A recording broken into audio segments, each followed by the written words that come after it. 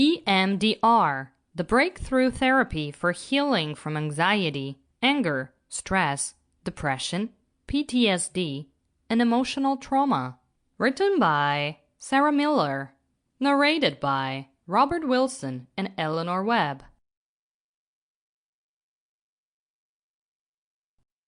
Chapter 1. Eye Movement Desensitization and Reprocessing, EMDR. In 1987, a California psychologist, Francine Shapiro, found that when she turned the eyes round to take in her view, her sense of distress about troubling feelings was having diminished. After holding sessions with her patients, she decided to follow up on the idea.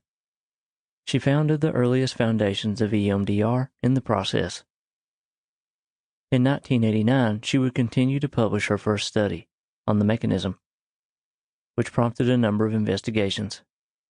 However, more work has been carried out into the possible efficacy of EMDR in the treatment of depression, eating disorders, and even schizophrenia. Much attention has been paid to EMDR. Much has focused on the idea that it is a miracle cure, while others have stereotyped the procedure as a form of hypnotism in the style of a movie. None of these assessments are close to true, but what many have been seeing is the degree of productivity that has allowed many major health organizations, particularly the APA, to adopt EMDR. Over the 1990s, EMDR established a follow-up specialist. When the U.S. was a major movement in the EMDR's acceptance, Defense Department took an interest in it as a way to treat troops who acquired PTSD during war operations in Iraq, Afghanistan, and other areas in the 2000s.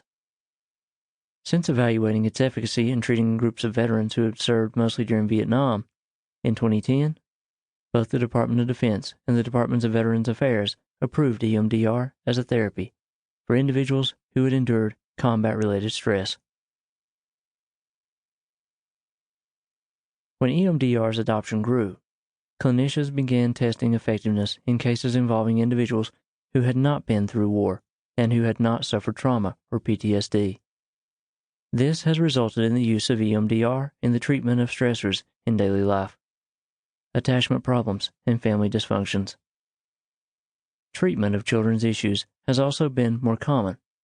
However, the dominant view remains that EMDR is most effective in helping patients with major trauma or highly disturbing thoughts. Accreditation. The EMDR International Association. Sample complete. Ready to continue?